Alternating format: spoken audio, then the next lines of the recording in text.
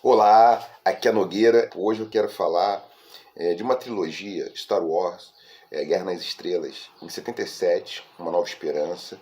Em 1980, O Império Contra-Ataca.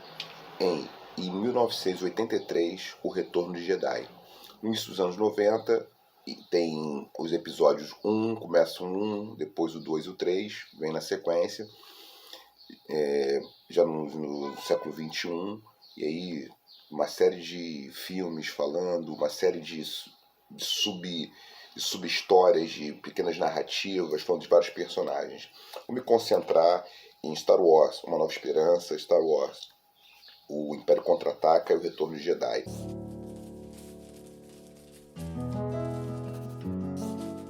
Para falar de George Lucas, que ficou muito inspirado por uma aula de Joseph Campbell.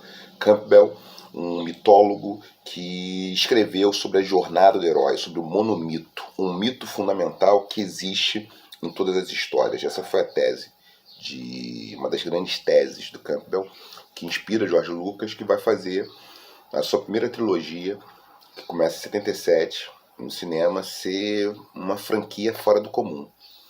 Mas o que me interessa no Star Wars? O que me interessa?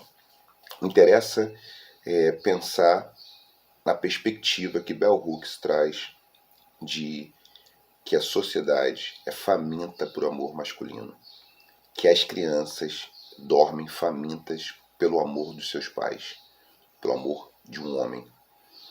Qualquer criança, todas as mulheres, né? Bell Hooks vai dizer isso, né? Seja uma mulher LGBT, mulher hétero, mulher cis, mulher trans, seja uma criança, seja celibata, quem for, as mulheres e os homens, e os próprios homens, sentem falta de amor masculino.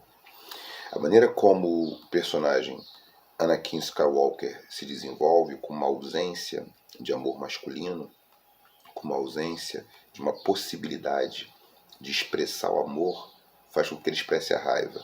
No final da narrativa, no final da trilogia, ele acaba, para quem já viu, sem dar muito spoiler, ele é justamente o herói da jornada, da primeira trilogia. Ele é vilão, ele é herói, ele é o sombra.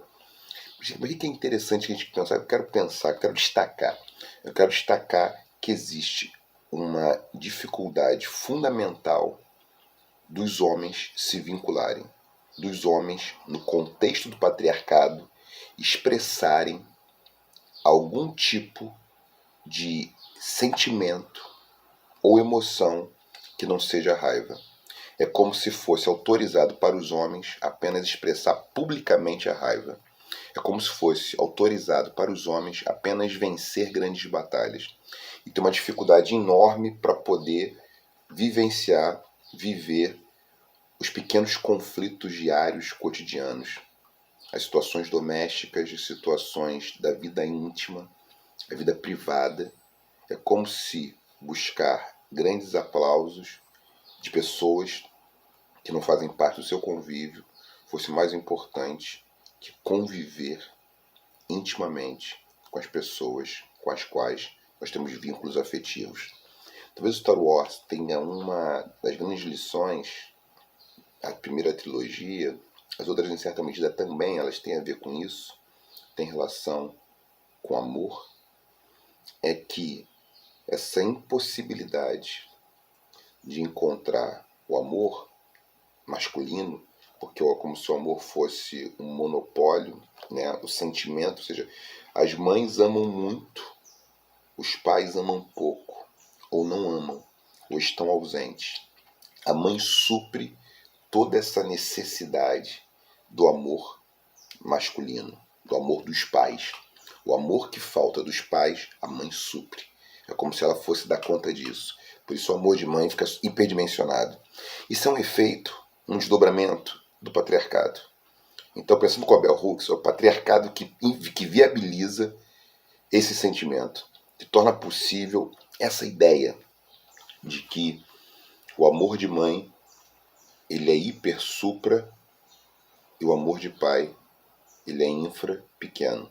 Porque o que está em jogo é que no contexto do patriarcado, pensando com a Bell Hooks, os homens são incapazes de amar. E pior, os homens também não podem ser amados. Os homens podem ser temidos. Talvez seja esse tipo de estrutura que vai performar, que vai criar as performances masculinas. Performances masculinas que vão optar por produzir temor, por produzir medo, serem temidas ao invés de serem amadas. Nesse sentido, a gente precisa ser antipatriarcal. Ser antipatriarcal, combater o patriarcado, significa combater a dominação contra as mulheres, o controle dos seus corpos, a coisificação feminina e combater uma produção sistemática de temor, raiva, hostilidade, como sendo a maneira da performance de masculinidade autorizada para os homens. Então essa talvez seja uma grande questão, ou seja, performar a masculinidade está vinculado no contexto da estrutura patriarcal a ser temido. Mais do que a ser amado, a ser temido. O que dificulta que os homens se sintam amados e dificulta que os homens possam amar. Anakin Skywalker, assim como Luke Skywalker, eles têm problema diante do amor. Eles não se sentiam suficientemente amados, não se sentiam que podiam ser amados como homens. Passar para o lado sombrio da força, dark side, que é a expressão correta, lado sombrio da força, lembrando sombra, o antagonista, sombra é justamente aquilo que se contrapõe ao herói. O que está em jogo é a falta de amor, a incapacidade de se sentir amado, a incapacidade de expressar amor. E mais fácil do que isso é expressar raiva. É não ter outra ferramenta a não ser a raiva. A gente vai ver isso muito explicitamente quando a gente entende como Anakin Skywalker, na outra trilogia, a trilogia seguinte, se torna quem ele é. Vamos falar sobre isso na outra trilogia. Um pouquinho bater esse papo depois. Gente, por hoje é isso aqui no canal do Nogueira. Queria pensar esse grande blockbuster dos anos 70, 80, né? Um clássico, Star Wars, a primeira trilogia, especificamente no que diz respeito a isso, a como que está em jogo ali a ausência de amor paterno, amor do pai, não no sentido